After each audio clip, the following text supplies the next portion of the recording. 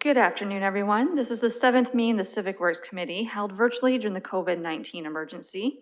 The City of London is committed to making every effort to provide alternate formats and communication supports for Council, Standing Advisory Committee meetings, and information upon request.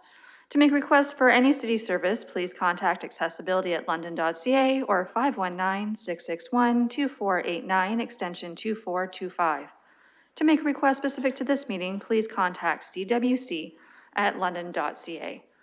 If I could have our virtual committee members just turn their cameras on for a moment, if we could verify quorum. Beautiful, everyone is here. The mayor is still absent today, and I have Councillor Fife Millar with me in chambers. Looking to committee for disclosures of pecuniary interest. Seeing none, consent items, we have 10 before us today. I'll draw your attention to 2.8 that staff has submitted revised wording, having removed King and Burwell. This was misinformation. Looking to see if any, that won't need to be pulled as long as everyone's fine with staff's change. I'll start with Jesse, Councillor Helmer. Any items you'd like pulled? No, I just need to make a disclosure, which will, I mean that one of these items needs to be pulled. So 2.4, there's a easement agreement with the University of Western Ontario, which is my employer. So I declare pecuniary interest on item 2.4. And if you could pull it from the consent agenda so I could avoid voting on it, that'd be great. Thank you. Looking for any further items that would be pulled separate. Councillor Van Holst. Madam Chair, I just have some questions on, I think, perhaps 5 of the items. I don't intend on voting against them, but I'm happy to pull them if you think that it's going to be a problem with limitations to time and the 5 minutes. It may take more than 5 minutes to ask these questions. We'll leave them in consent then. Councillor Fife Millar, I know, has a few questions as well with us today, which is fine. And I will be more mindful, Councillor, of time for discussion versus last Civic Works. So thank you for that. So 2.4 is the only one to be pulled. Looking for a mover and a seconder of items 2.1 through to 2.3 and then 2.5 to 2.10. Moved by Councillor Van Meerbergen and Councillor Van Holst will second. And that vote is now available. Oh, sorry. Oh my goodness. I was just moving us right along. Looking for a speakers list then for those. Okay, we're going to start with Councillor Van Holst, and I know Councillor Fife Millar will have questions on 2.2 as well. Thank you, Madam Chair. So my first question is on 2.3. So that contract award is over. It's over double than what was budgeted. And my question is this: it looks like we're going for a concrete a cover, and it was going to be a membrane of another variety. And I'm wondering if this increase is because we switched to the concrete from a more flexible membrane, or if we had planned for the concrete one and the costs have just gone up this much. Okay, thank you. Mr. Ronzatalis is with us today. There we are, perfect. Hi. Yeah, happy to answer that question. Part of the increase is due to the concrete membrane as opposed to the concrete cover as opposed to the regular membrane. That was something we decided as we got into the project. It was a technology we weren't aware of going into it.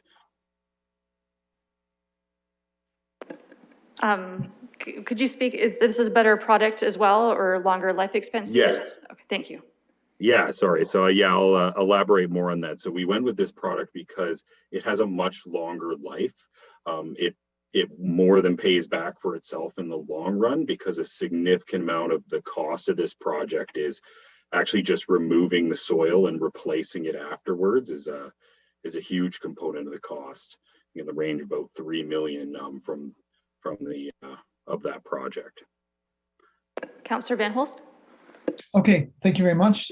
That does answer my question. Looking at, nope, 2.4 has been pulled, 2.6. So I just wanted to understand if somebody could describe the diagram a little better for me.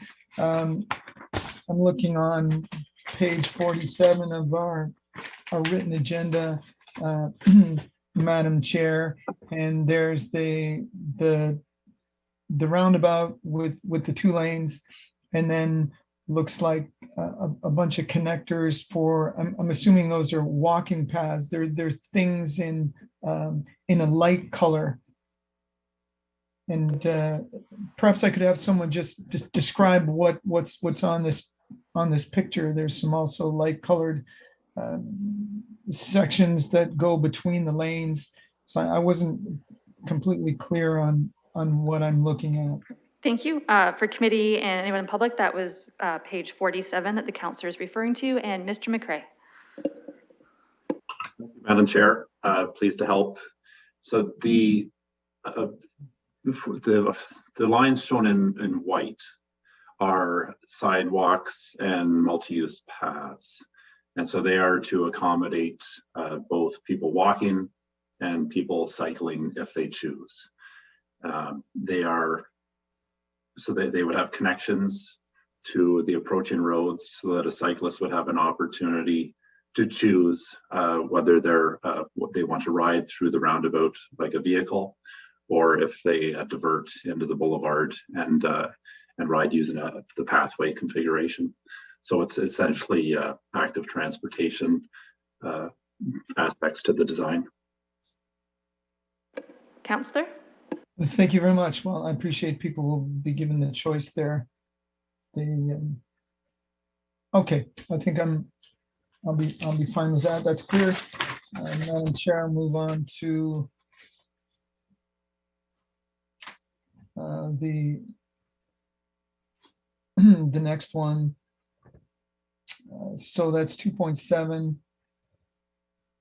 We're looking at Colonel Talbot Road. We're appointing, this is the appointment of the consulting engineers. Are we expecting that this company will be chosen to do the next part of the project as well? Mr. McCray?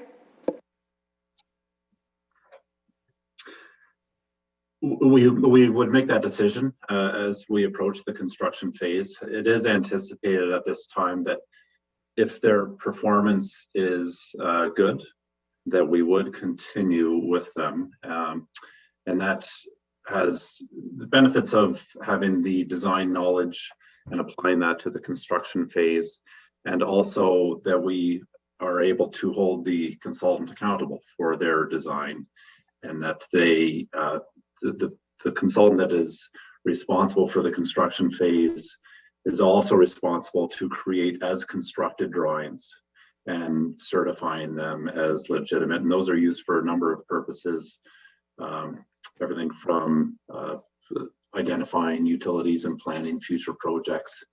And for the consultant to do that, it is very important for them to have that intimate design knowledge. So short answer is yes, they will be considered, but it'll be subject to their performance through the design phase. Okay, thank you. I see we're doing something similar in 2.4. We're not talking about that yet, but it's still my concern that the contractors bid on the least expensive part of the contract, but are in most cases granted the more expensive parts as well. So that's I guess that's an ongoing concern. The question I had for 2.8, I see that we're putting in a signalized section intersection at Clark Road and in Hamilton, and there's also intersections planned in the future for Highbury and Gore Road. But I'm wondering, the Gore Road, there was that construction is coming up very soon. So perhaps I'll ask you to remind me when it is, but also if there's been a decision on whether that one will be signalized or a roundabout. I'm not sure if the decision's been made yet. Mr. McRae?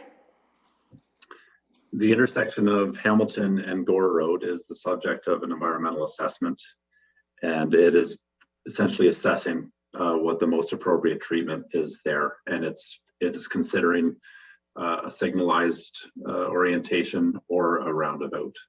And so that process is still underway. However, it is approaching the final stages and a conclusion. So this committee will receive that recommendation in the coming months.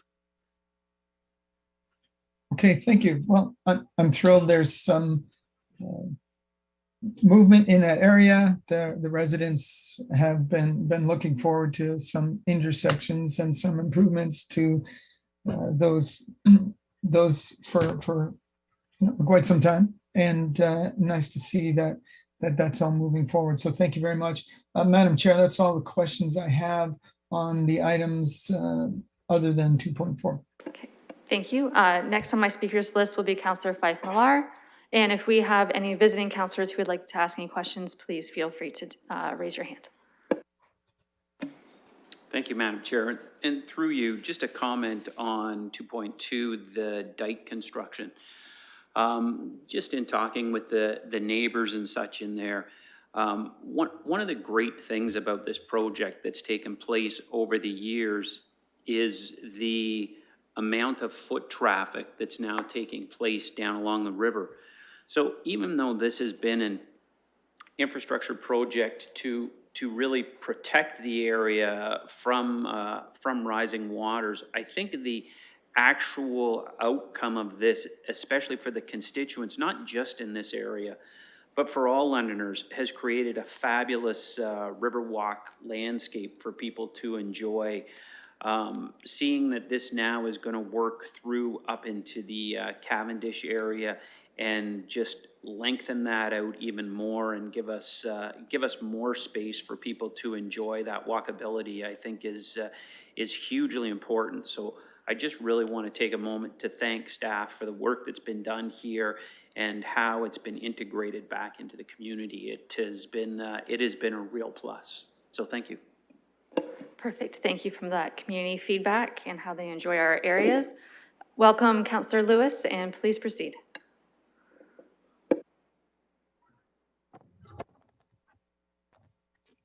Madam Chair, just get my video and hopefully my mute off there. So I just wanted to take a quick moment to address two items in the consent agenda. The traffic and parking amendments that are going to see the Pottersburg and Nelson Park area of Ward 2 move into the 40-kilometer-an-hour neighborhood area speed limits is a welcome thing to see on the agenda. And I appreciate staff bringing this forward, especially in the Pottersburg area with us celebrating the grand opening of the East Lyons Community Center this weekend. I fully expect a lot more pedestrian and cyclist traffic in and around the community center area, and lowering those speed limits, which are actually going to be contiguous with the school zone now, is going to be, I think, a really important factor in making people feel a little safer moving towards the community center space. Speeding is a regular concern in the neighborhood, and lowering the speed limit and hopefully seeing a little bit of an opportunity for some enforcement measures as well. I know some traffic calming is being looked at around Prince Charles School as well. So very supportive of seeing the new area speed limits coming in Ward 2. And the other item that I wanted to comment on is 2.8. That's the new traffic and pedestrian signals and crossovers. And I did note that there is a recommendation for Trafalgar at just west of Bancroft for a new PXO coming, and that is welcome news because we've already through this committee and council approved through the new sidewalk program the completion of a gap in sidewalk on the north side between Ascot and Hudson Drive, and there's transit stops in there, so having people be able to cross the road safely to access the bus stops on the north side as well as it is a walk to school path for students who are attending Holy Family since the Catholic Board closed St. Robert's. So again, providing students with a safe opportunity to cross Trafalgar in sort of a mid-block away from signalized intersections, which is their closest path to school. And we all know that students are going to choose the shortest path to get to school in the morning. 90% of the time or more, they're, unless they're going out of their way to meet a friend at their house, they're going to take the shortest path. So that new PXO is going to be a welcome addition along Trafalgar as well.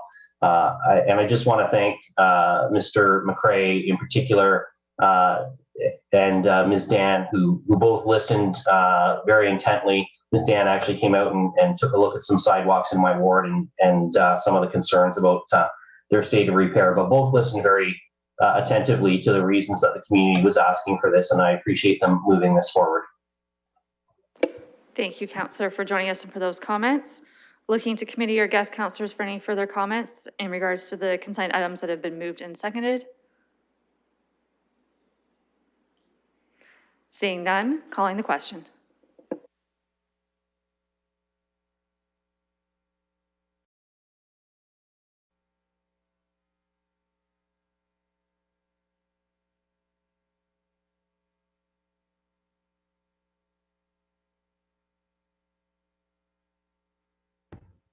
Madam Chair, I'll vote yay. Closing the vote, the motion carries 5-0. Item 2.4, appointment of consulting engineers for contract administration services and temporary easement agreements with the University of Western Ontario Huron Street water main remediation. Looking for a mover and a seconder to put this one on the floor as a member committee has declared a conflict. Moved by Councillor Fife Millar, seconded by Councillor Van Holst. Looking to committee for any questions or comments.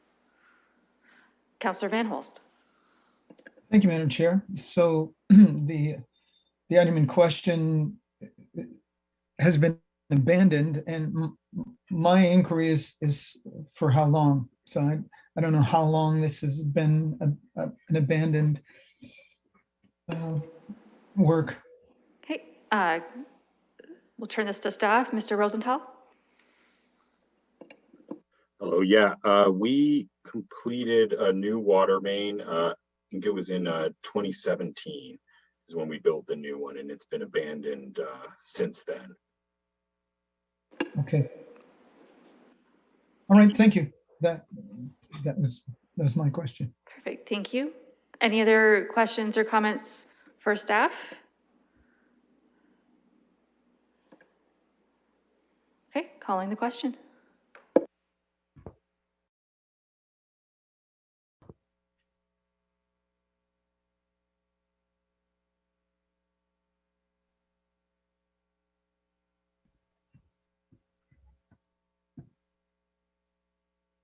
Closing the vote, the motion carries 4-0 with 1 abstain. That concludes our consent items. For scheduled items today, we have 3.1, a public participation meeting for amendments to consolidated fees and charges bylaw. Looking for a mover and a seconder to commence the PPM. Moved by Councillor Fife Millar, seconded by Councillor Van Holst. Calling the question.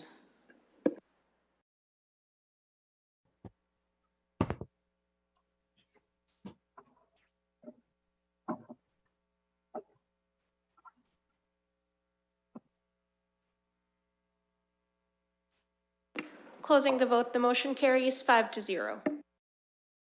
Thank you. We'll start with a 1 to 2 minute short preamble by staff from Mr. Stanford. Thank you for joining us today, and please proceed.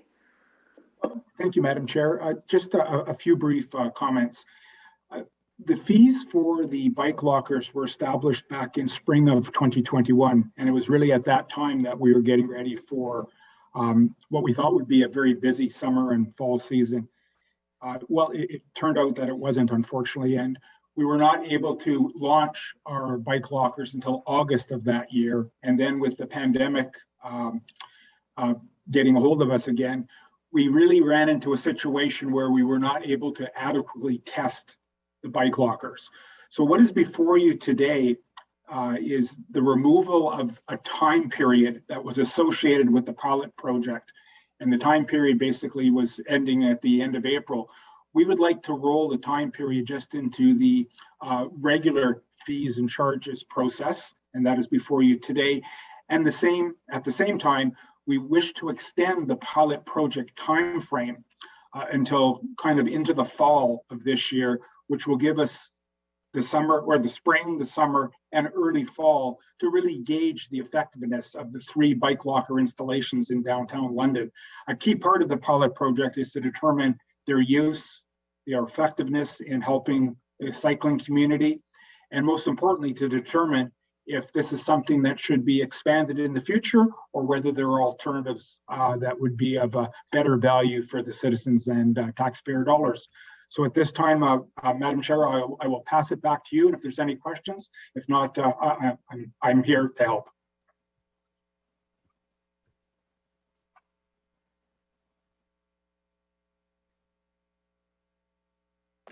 Thank you, Mr. Stanford, for that. First, we go to anyone who might be here in a committee room, and then we can go to councillor questions after that. Can anyone in committee room 5 confirm if anyone has joined us in person? Madam Chair, we don't have any participants in committee room 5 for the public participation meeting. Okay. And could the clerk just confirm if anyone's phoned in to join us today? Madam Chair, we can confirm that there is no Zoom participants for the public participation meeting.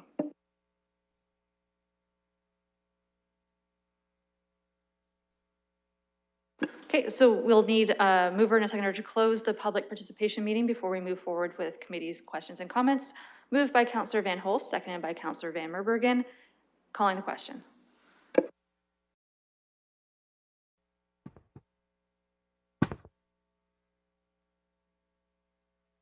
Closing the vote, the motion carries 5-0. We will start the speakers list with committee members and then visiting councillors. And Councillor Van Holst, I believe you had your hand up. Yes, I did, Madam Chair, and through you to our staff. Just wanted to ask about the pricing for the lockers. It was originally set to be at half of what was expected to be the monthly parking for a car. So, and the value is, it's at $20 per month, although I think monthly car parking is maybe 4 times that. I wonder if has that changed? Are we planning to? I wonder why we chose that mark, and are we hoping that these will pay for themselves over time with that fee? So there's a couple clarifications I might ask from our staff. Thank you, Mr. Stanford.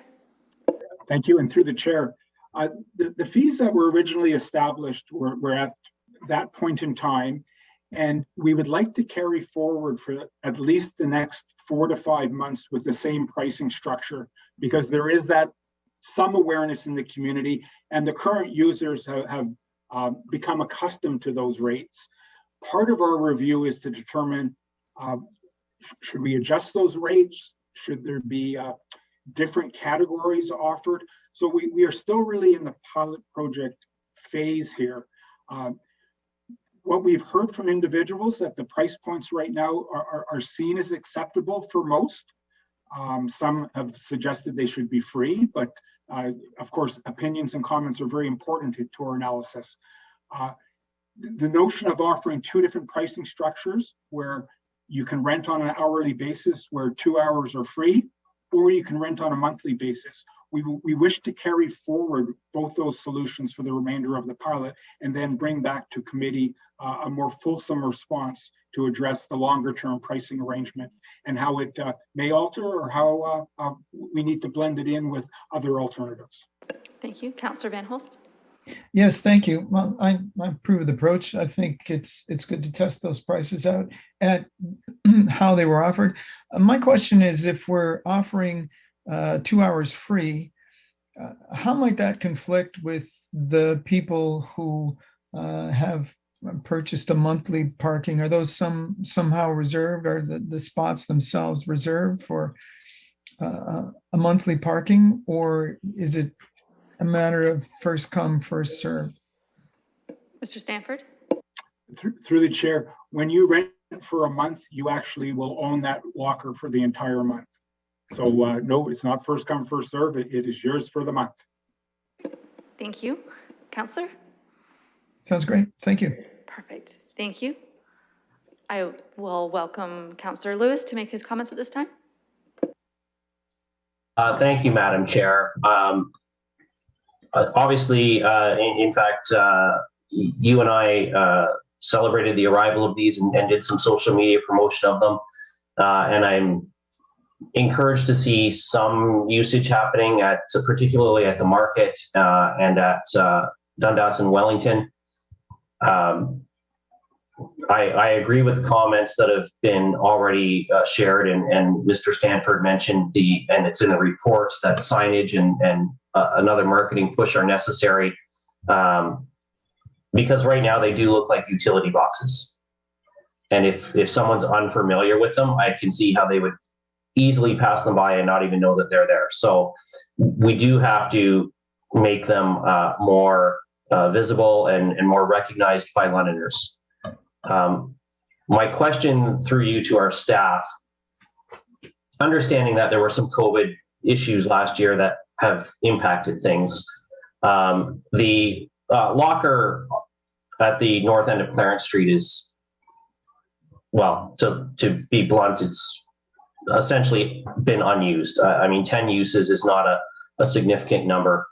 Has any consideration been given to relocating that locker, and in particular relocating it to pilot what the uptake would be if one of these was placed at a transit hub? And I'm not here to advocate particularly for Argyle. I know that there's a major transit turnaround at White Oaks, at Masonville as well. But quite frankly, I think we're missing the boat on the fact that the majority of Londoners are not cycling from the suburbs to the downtown, but they may well cycle from the suburbs to their local transit hub and then get on a bus if they know that they can leave their bike there, rather than walking or perhaps waiting. And it could be, with transfer times and LTC schedules, you can often get your bus quicker at the transit hub than waiting for the neighborhood service to arrive if you can just bike quickly to the transit hub. So has any thought been given to modifying the pilot project and relocating one of these lockers to one of our transit hubs to see what the uptake would be out there? Because I think before we make significant investments in expanding the program, and I would like to see it expanded, but I would like to know that the model of park and ride your bike and then get on transit is going to work if we do look at expanding out into the neighborhood, particularly those commercial nodes, Argyle, White Oaks, Masonville, where there are heavy transit routes that feed in. Thank you. Mr. Stanford? Through the chair, as part of the continuation of the pilot project for this summer and into fall, we had not planned on relocating any of the 3 banker locks, bike locker. They are located right now, first level of the market, corner of Wellington and Dundas, and as the councillor mentioned, just north of the band shell. They have been designed to be relocated, so it is a possibility. The question that we would probably as staff, should we be directed to relocate it, would be where. And anytime we move on to private property that introduces a different element, we would have to look for public property in those areas unless there was an opportunity for an agreement to be on private property that is satisfactory to all parties. So the movement is a possible item to do. Should committee and council wish to direct staff to do that. But at this point in time, the location just north of the band shell was tied in for 2 main reasons: to deal with the traffic that we hope will be returning to Victoria Park this summer in many different ways, and to tie into the increased activities on the Richmond Row area. Councillor?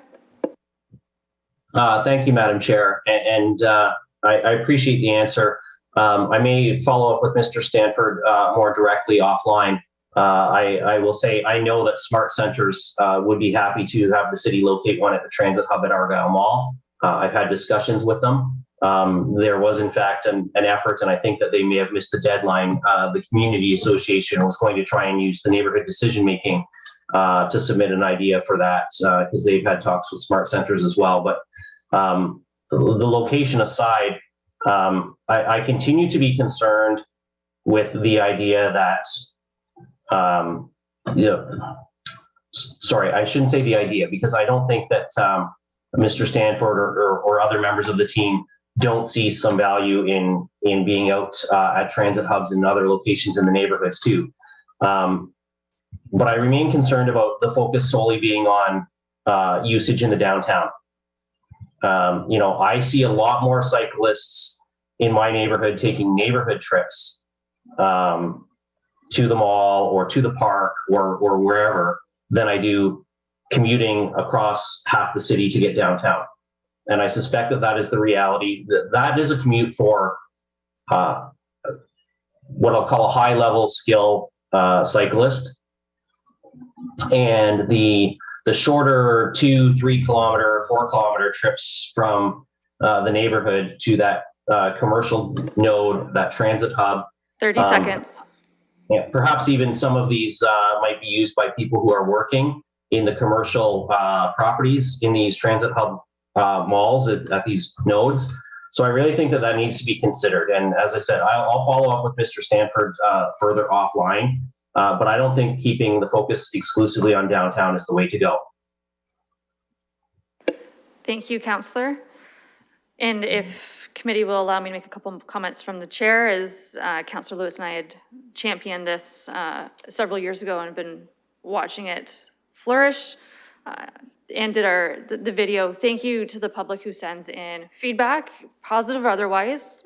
Constructive feedback is preferred.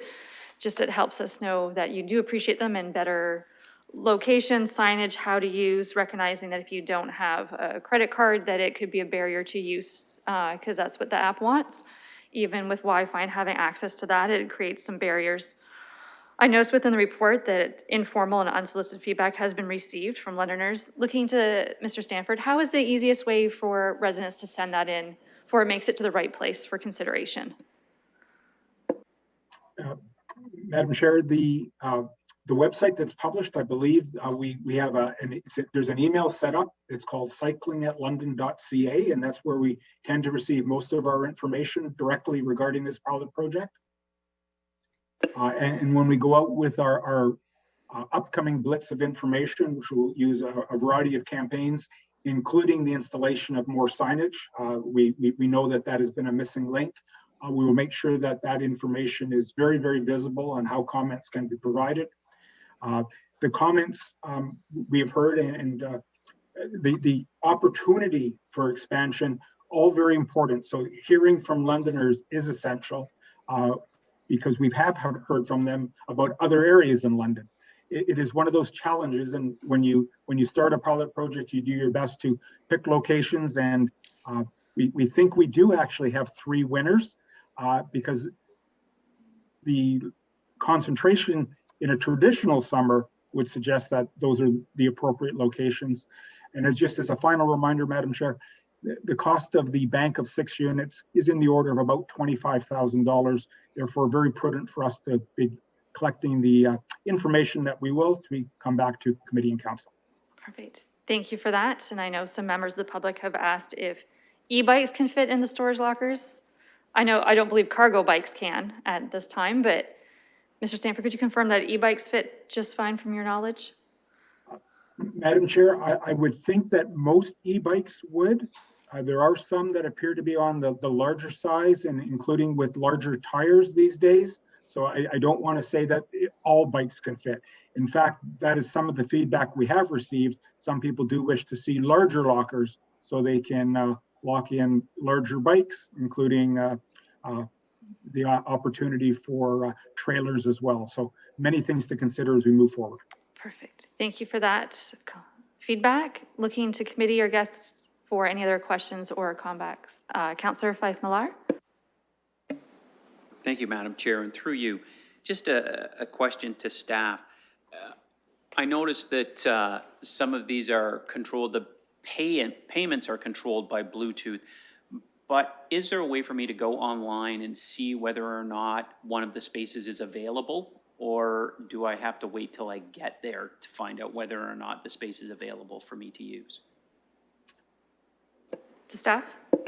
Through the chair, no, you're able to download the app to determine which locations are available to you. So it is driven by an online app process. So very valuable to many that are able to access that.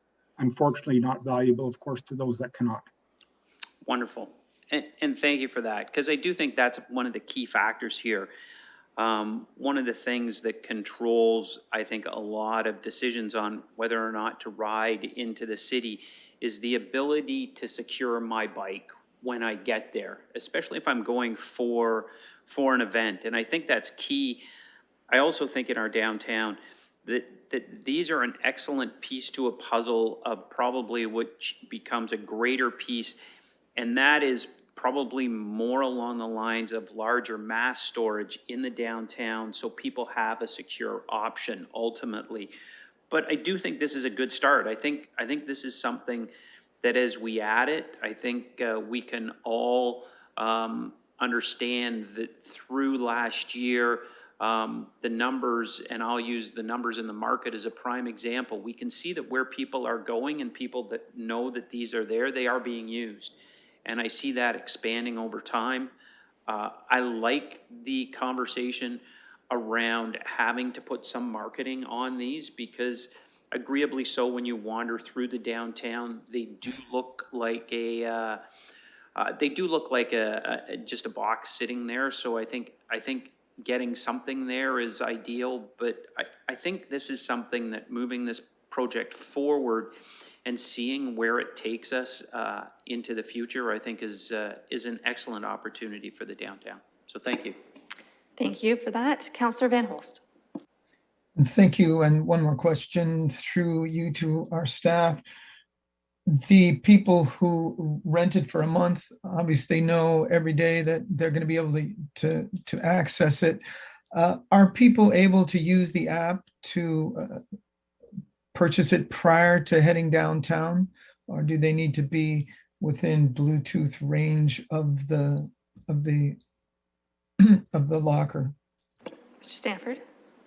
Through the chair, that is a question I do not have the answer to, and I will obtain because that is an interesting one. It is, I believe you have to be on site physically booking it, but it'll be something I will check into and be able to reply back. Thank you. Anything further, Councillor Van Holst? No, I think that's fine. Although I may make a couple comments. I appreciate Councillor Lewis' line of thinking.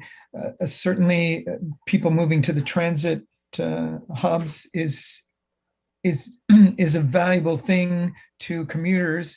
I'm assuming everybody won't want to stick their bike on the edge of the bus. They simply may not need to take it with them because they don't plan to travel around downtown, but have a single location as their destination. But we don't have as many transit hubs right now as we will be planning to have in the near future as Wellington Road and as the East Leg are completed. So I wonder if there's plans ahead to have those available there, and in those locations. Are we anticipating more of these along the transit routes? And are we going to be able to, and I should say, is it in our plan to create public spaces for those? Because once we expand the road, we'll be selling the property for development, or likely, but we might be able to make sure that there are appropriate places for these available in the process of that sale. So I'm wondering if those are considered, are we thinking much farther ahead to those days? Perfect. Thank you. To staff? Madam Chair, I'm just going to provide an initial comment, and Kelly Sher will add to that. Yes, part of our bike planning strategy has been considering where do we go next, and we're working closely with the rapid transit team, looking at those opportunities at the different endpoints as well as along the route. And Ms. Sher, I'm sure you wish to add to that. Mr. Stanford, I should have known you had the question answered and answered well. As Mr. Stanford said, we are looking at opportunities to provide these facilities at various points along the rapid transit routes.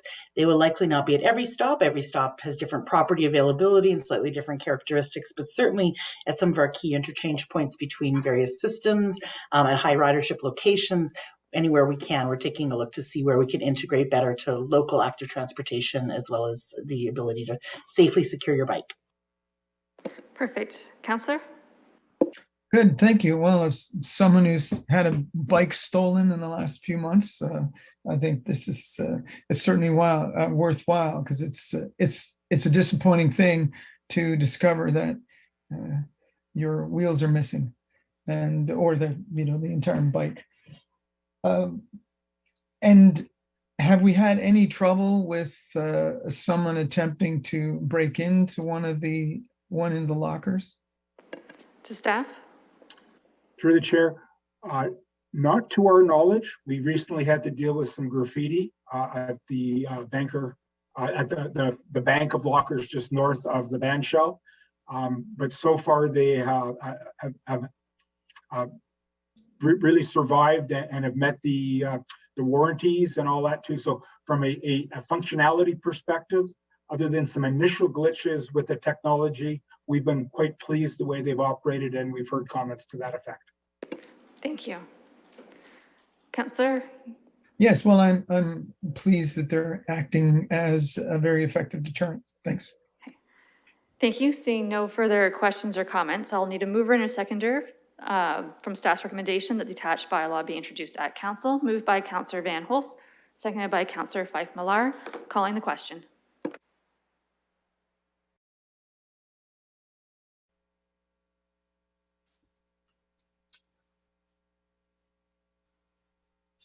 Closing the vote, the motion carries 5-0. Thank you. There's no items for direction. Number 5 are deferred matters, additional business. I'm not aware of any additional business. I would need a mover and a seconder for the deferred matters list, or any questions on it. Moved by Councillor Fife Millar, seconded by Councillor Helmer. Looking to see if there's any questions on the deferred matters list. Seeing none, calling the question.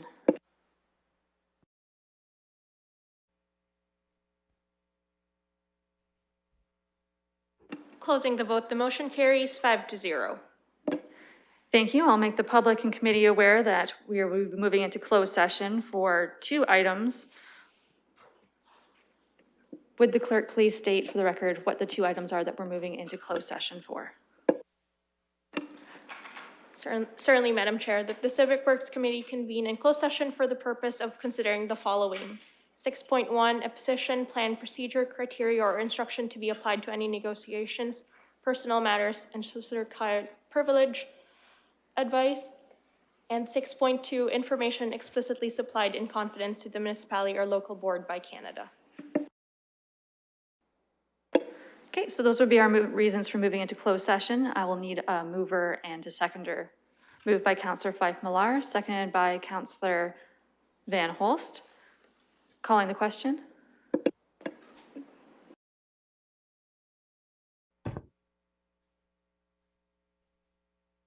Closing the vote, the motion carries 5-0. We'll end our public broadcast, and committee members will just need to give a moment to get the right people in the room.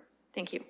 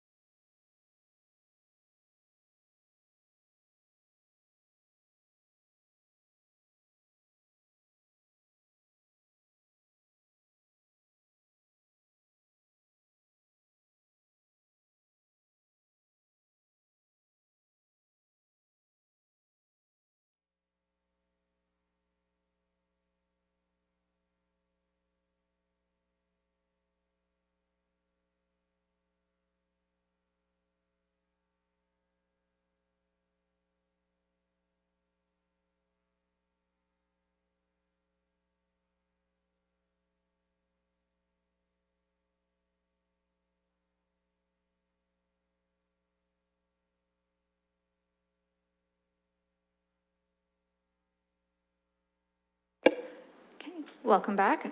As we're coming out of confidential session, I'll look to Councillor Fife Millar to report out. Chair, through you, I'd like to report out that progress was made on items 6.1 and 6.2. Thank you. That is all we had scheduled on the 7th meeting of the Civic Works Committee. That moves us on to adjournment. I would need a mover and a seconder. Moved by Councillor Van Meerbergen, seconded by Councillor Helmer, and a hand vote of all in favor. Motion carries 5-0. Perfect. Thank you so much, everyone. Wishing you a wonderful week.